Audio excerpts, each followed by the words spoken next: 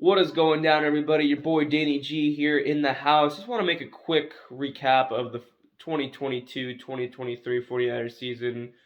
Of course, it's been a little over a week since the NFC Championship game where the Niners, in a very unfortunate game, fell short to the Philadelphia Eagles, who are now going to play the Kansas City Chiefs in the Super Bowl here in Arizona. As a Niner fan, it really sucks that the Niners could not have had a fair fight against the Philadelphia Eagles, but I will get into that. But kind of towards the end of this video, as well as a couple other things if we have some time. But I just wanted to recap this 2022 49ers season. Of course, a year ago, the Niners lost in the NFC Championship game in LA against the Rams, who ended up beating the Bengals in the Super Bowl. And then the offseason, there were a lot of question marks. Are they going to keep Jimmy G or are they going to trade Jimmy G? Of course, Jimmy G had to have shoulder surgery, so he ended up not being able to be traded at that time. And, it was a question for when in the offseason could that have been done. And a lot of Niner fans, including me, kind of was hoping that there could be some way that Trey Lance would be the starter, but Jimmy G would be the backup, which seemed unrealistic, but something that you would realistically give the Niners the best chance overall, having the rookie quarterback and then having an experienced backup. But skip all the way ahead to August, and that is exactly what happened. The Niners re-signed Jimmy G on a restructured one-year deal with incentives, which of course he ended up definitely getting because he did end up playing, but he did end up starting most of the season. But that's skipping a little ahead. But so Trey Lance is of course the starter, Jimmy G the backup. Week 1 they lose to the Bears in a monsoon game, kind of an unusual game, but that definitely was not a good start to the year. But then they play the Seahawks week 2, and then the game starts off good. Trey Lance is looking good, and then Trey Lance, of course, suffers a season-ending injury in the second game of the year, which of course made the whole Niner Empire and the whole fan base just explode with as the injury bug continued. Kind of 2020 was kind of the worst year of it, but it was kind of just a reminder of how unlucky the Niners have gotten in the past with injuries. But so Trey Lance, of course, gets injured. He's already announced as being out for the year. Jimmy Garoppolo comes in, and he looks really good against the Seahawks, and they get a pretty convincing win week 2. And then week 3, they go to Denver, and they lose to the Broncos. And Jimmy G, of course, makes a horrible mistake that ended up costing the Niners a safety, which they would have won that game, actually, if that did not happen, most likely. But they lose week 3 to the Broncos, who also looked awful on offense as well. And they end up starting the year 3-4, which, and I'm guarantee not a whole lot of Niner fans expected that they had the capability of going to where they went to this season after that start. But the Niners trade for Christian McCaffrey, of course, trade a bunch of future draft picks, a lot like the Rams do a lot, to the Carolina Panthers for Christian McCaffrey. And Christian McCaffrey plays a little bit in the Kansas City Chiefs game, but then they lose that game, and that actually is what gets them to 3-4. But then they go on an incredible run and just win the remainder of their regular season games. And Jimmy Garoppolo, in the next few games after the Chiefs game, he looks pretty good. He doesn't look incredible or anything. He looks like kind of a little above average, kind of like what he usually is, but he was making a lot less of the mistakes that he was making before. He was managing the game better, and he just looked like pretty decent, like decent enough to take the Niners on a big run. Playing arguably, and what I think, and a lot of people would think, the best football of his entire career. But in the Dolphins game, he suffers a foot injury, which it's not known during the game, of course, whether he's out for the season or not, but it looks like a bad injury. And then the rookie quarterback drafted last overall in the 2022 NFL draft, Brock Purdy, comes in, and he looks pretty decent. And he's already giving Niner fans hope that they can make a run with him, even with such a small sample size. But then we get to see Brock Purdy, again, the next week, play Tom Brady, the GOAT, and the Tampa Bay Buccaneers. And what does he do? He looks absolutely incredible. He becomes the first rookie quarterback to beat Tom Brady in his first start. And he basically shocks the world. And then a lot of Niner fans, myself included, are like, hey, I think this is a quarterback now. This is our guy. And then, of course, he plays the Seahawks on a short week on a Thursday night game while suffering a mild oblique injury. And what does he do? He looks good against the Seahawks in a hostile environment where the Niners historically do not play well at all. And he beats the Seattle Seahawks. And the Niners already have clinched the NFC West at that point. And then, boom, he just keeps getting better and better and better every week. The Niners close out the regular season and go 14-4. And then they actually play two of their biggest rivals to start the playoffs. They play the Seattle Seahawks, their biggest division rival. The game's close at halftime. They find themselves being down by 1 at halftime, as a matter of fact.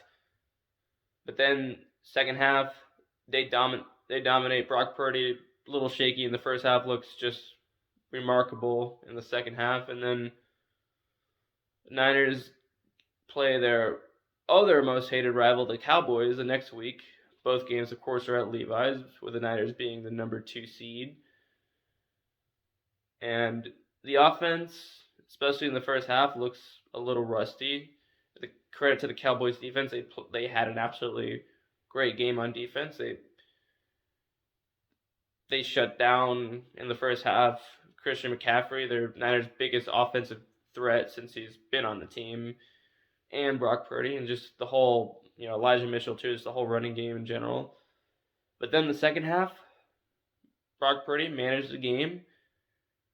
The offense just got better. The Cowboys defense got tired out, and the Niners were able to get the win and then advance to the NFC Championship game where they play the Philadelphia Eagles in another hostile environment in Philly, only the second one that Brock Purdy has ever played in, and it's the first time in a long time the Niners even go into the East Coast time zone, with all their games being on the West Coast, except the Mexico City game being in, I believe, the Central time zone or a different time zone. But other than that, they didn't even leave the entire time zone.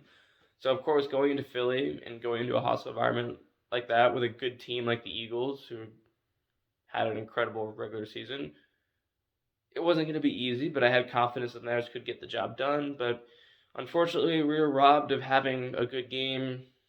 The game was still normal, of course, to start off with, and the Eagles end up scoring a touchdown on their first drive, but something very bizarre happens. The Eagles, of course, go for it on 4th and 3, and then Jalen Hurts throws a pass to Devontae Smith, which looks like it could possibly be inbounds, possibly out of bounds in real time. And Kyle Shanahan, of course, doesn't really get a good chance to see the replay, so he doesn't throw the challenge flag, and the Eagles kind of realize they didn't make it, so they go no huddle, and they kind of get away with one there, and they end up scoring a touchdown on that drive. And then the Niners are on offense, and Brock Purdy's back to pass, and Hakeem Reddick just absolutely breaks through the backup tight end Tyler Kroft that's blocking for Brock Purdy on the offensive line. Hakeem Reddick just storms into Brock Purdy, hits him right in the arm, and he throws what at first looks like a forward pass, but ends up being a fumble, and the Eagles take over, and basically the game ends there, because Brock Purdy, of course, suffers an injury. He has to come out, and Josh Johnson comes in, and Josh Johnson, let me just, for those of you that don't know, I remember Josh Johnson being on the 49ers in 2012 and in 2014, 2 separate times as a third string, and I remember people not even knowing who he was then. They were fans of other teams, or even Niner fans at all. I remember multiple people saying they didn't even know who he was, and that was a decade ago. And then here he is back on the Niners as the 4th string quarterback, and he comes in and he just, unfortunately, does not look ready for the moment. But that's beside the point, because he even gets injured, and the Niners don't have a quarterback at all, so they have to have Purdy come back in with his arm being badly injured. He can't even throw more than 5 yards. He just has to hand it off all the time. And Christian McCaffrey did everything he did. Of course, he ended up scoring a touchdown after Brock Purdy got injured and making it a 7-7 game, which gave the Niners some momentum. And heck, if somehow they would have pulled that off, that would have been incredible. But the Niners, of course, fall short to the Philadelphia Eagles.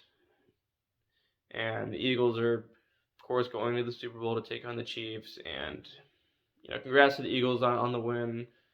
It wasn't a fair fight, but it could have gone either way if these injuries did not happen. But regardless, the Eagles still got the win, so congrats to them. Although I do got to root for a team that I was particularly not hoping not to root for, of course, the Kansas City Chiefs. Because, of course, the Eagles did just beat us. And, some of their fans in Philly, and I'm not going to say all of them because I'm good friends with, Eagles fan for life 17, a.k.a. Rob. I met him in real life. He's been making video, or he doesn't make videos anymore, of course, but he's a classic video maker from before. Nitro Freak. They go to games, but, and shout out to PR52 as well, one of my longtime friends here on YouTube who's an Eagles fan. But I'm going to root for the Chiefs in the Super Bowl because I did not like the way that the Eagle fans treated the Niner fans, and a lot of the videos I saw throwing stuff at them, throwing beer at them. Bonte Hill, Joe Shasky, 95-7 the game. They went to the game. Vontae posted a video of just Eagle fans just acting incredibly horrible on the walk, just to walk into the stadium. And of course, that obviously doesn't apply for everyone, but Philly has a reputation of just having a bad fan base. I rooted for them to beat the Patriots in the Super Bowl 5 years ago, but get a root for the Kansas City Chiefs and Patrick Mahomes to get this win right now. But another thing I want to get into real quickly is the whole Jimmy Garoppolo, what Joe Montana said, wanting Jimmy G to beat the starter. And what I got most out of that video is how he kind of took a shot at Steve Young, which I didn't particularly like as an fan. And obviously it wasn't anything personal. It was just, how he felt from a football standpoint of how his career ended in San Francisco. But, he won 4 Super Bowls, and, Steve Young, of course, won 1 Super Bowl. Did he inherit a good team? Yes, but a lot more went into it than just Joe Montana, of course. But, Joe's a legend. He's the GOAT. Him and Tom Brady, you can make an argument for who's better. Tom won more Super Bowls. It was a different era, so it's hard to say. You'll say that Brady is the better quarterback for having more Super Bowls, but Joe's definitely second of all time for quarterbacks. Obviously, he's the best quarterback in 49ers history, but the second best would be Steve Young, and of course, Steve Young was doubted a lot that he would be able to win a Super Bowl, and what did he do? He did. He won the last Super Bowl the Niners have ever won back in January of 1995, and since then they still have not won one. But I just thought that was kind of odd that he took a little shot at Steve Young. Because it was 30 years ago when he took over for his job, so it's a little odd, but, hey, it is what it is, Joe has the right to his opinion, and don't think any less of him for it. But just the idea of keeping Jimmy Garoppolo right now, as much as I would love him to be still around and be a third string to Brock Purdy and Trey Lance, it just doesn't make any realistic sense. He'll be healthy if he's not already healthy, and he'll be able to get a starting job on another team like he deserves. But there was an article, of course, in The Athletic by Tim Kawakami that might be some relationship issues now between Kyle Shanahan and Jimmy Garoppolo. Their relationship might not be as good as it was before. Now, of course, after the season, a couple days after the NFC Championship game, Kyle Shanahan had his end-of-the-year press conference, and he was asked, do you see any scenario where Jimmy Garoppolo will come back in next season? And he said, no, I do not see any scenario of that happening, which is kind of a bit odd that he dismissed it the way that he did. You would think that he would have worded it differently like he usually would, but I don't think much of it. I think that the relationship is fine. Kyle's grateful for the fact that Jimmy was a good sport, sticking around, taking less money to be the backup to Trey Lance. So I definitely don't think that this relationship between Jimmy Garoppolo and the 49ers is over, but I don't think it's going to end on bad terms. And I really don't. Because, everyone in the locker room loves Jimmy. Kyle Shanahan is obviously wanted him to stick around for as long as he did, and he's had a hell of a career with the Niners. I mean, he hasn't won the big one, but he's overall his winning percentage just speaks for itself. But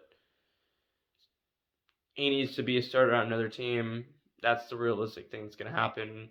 It's Brock Purdy's team or Trey Lance's team if Brock Purdy is not able to come back for week 1. I believe that he most likely will be able to be back in at least the preseason. At least if you have to not have him start week 1, maybe wait till like week 3 or something to start him, then you can do that. And that will give Trey Lance an opportunity to, and if he looks really good, he could end up being the starter. I think right now Brock Purdy will be the starter, but I, of course, want to see Trey Lance. I don't want to see there's some Niner fans say, "Oh, trade Trey Lance." I'm like, no, like fuck that. No, you need to have more than one quarterback, of course. So at least for this season, I want it to be Brock Purdy, the starting job at number 1, unless somehow he doesn't start at the beginning of the year and Trey Lance looks even better. But realistically, I don't think that'll necessarily happen. Brock Purdy has more experience now, so if you have to have him start, then if he's healthy, then he's going to start, basically, is what I'm trying to get into with that. But it will be an opportunity for Trey Lance to come in and see what he can do if he needs to, or will be a chance for there to maybe be a little bit of a competition. But yeah, anyway, just wanted to get into that real quick. That's all I got. Danny G is out. Peace!